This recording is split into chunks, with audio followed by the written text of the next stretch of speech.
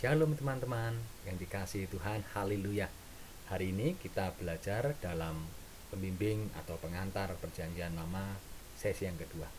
Hari ini kita belajar tentang perjanjian lama itu sendiri, Israel, Asia Barat Daya kuno, dan pengaruhnya pada teks-teks kitab suci.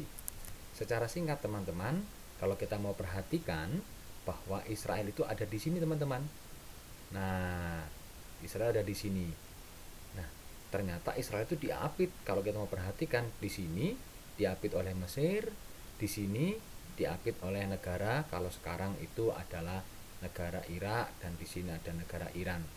Dan tentu keadaan negara Israel atau Israel itu terjepit di antara dua kerajaan yang besar pada waktu itu. Nah, di sini adalah kerajaan Aram atau lebih kepada disebut sebagai Syria.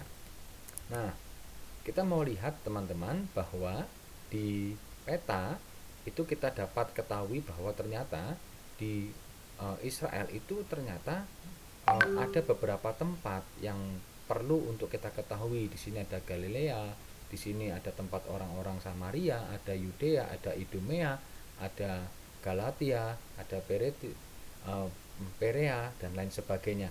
Sehingga kita bisa tahu bagaimana keadaan satu negara atau kerajaan Israel itu dibagi-bagi menjadi beberapa wilayah, yaitu kelompok-kelompok atau suku-suku.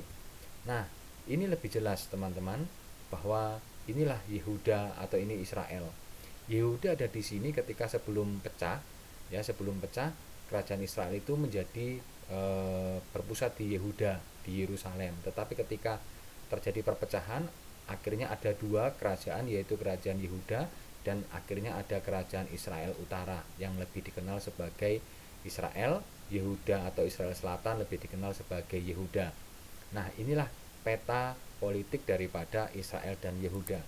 Nah, kita tahu bahwa ternyata Israel yang cukup kecil ini, gitu ya, Israel yang cukup kecil ini ternyata diapit oleh beberapa wilayah-wilayah yang cukup besar. Di sini ada Mesir, begitu ya. Di sini ada Mesopotamia, yang kalau kita mau perhatikan di dalam Alkitab itu ada sungai-sungai yang awal, yaitu Efrat, Tigris, dan sebagainya. Nah, itu teman-teman. Nah, daerah Timur Tengah itu garis besarnya termasuk lembah utara dan delta atau beting Sungai Nil, Semenanjung Sinai, negara-negara Palestina, Venesia, Aram, dan lembah Sungai Efrat, Tigris, dan negara Persia atau Iran. Sekarang seluruh daerah yang luas itu disebut Sabit yang subur. Nah, penduduknya mendiami daerah yang terbentuk seperti dua garis memanjang yang merupakan lengan daripada suatu sudut yang dialiri oleh Sungai Efrat.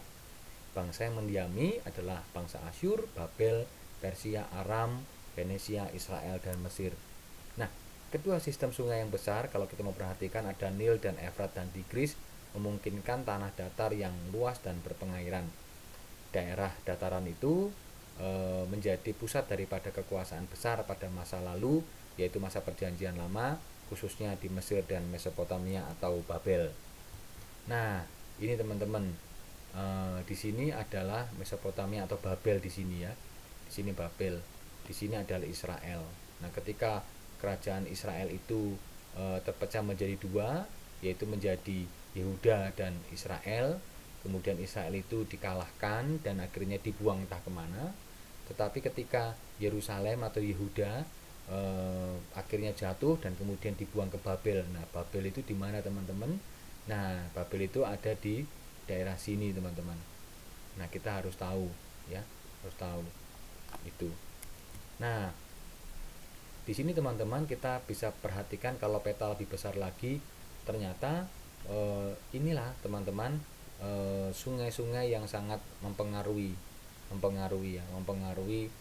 wilayah-wilayah di Israel dan sekitarnya, karena bagaimana juga Mesir juga dialiri sungai yang penting. Di sini juga ada sungai-sungai yang penting. Nah, ini kita bisa lihat di situ. Nah, apalagi ketika kita mau lihat teman-teman di daerah Mesopotamia yang sekarang dikenal sebagai Irak, begitu ya, Irak.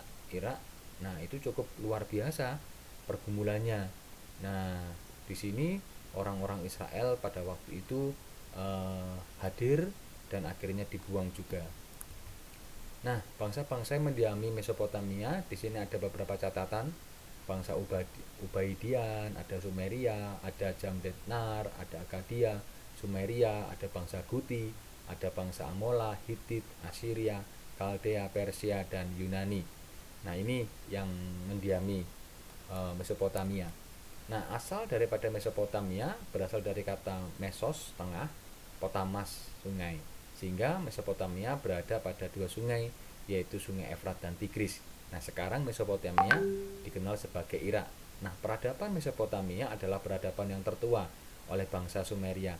Orang-orang Mesopotamia memanfaatkan banjir untuk pertanian dengan membuat sistem pengairan yang baik. Nah, teman-teman, pada pertemuan yang kedua ini kita belajar tentang kondisi Israel, ya, kondisi bagaimana Israel yang sesungguhnya pada masa lalu. Menarik bukan? Bangsa-bangsa yang mendiami Mesopotamia termasuk juga yang mendiami Israel. Bagaimana keadaannya? Nah, hari ini kita akan belajar bersama-sama di pertemuan yang kedua keadaan peta politik Israel yang akhirnya mempengaruhi pada teks-teks kitab suci, khususnya dalam Perjanjian Lama. Selamat untuk belajar.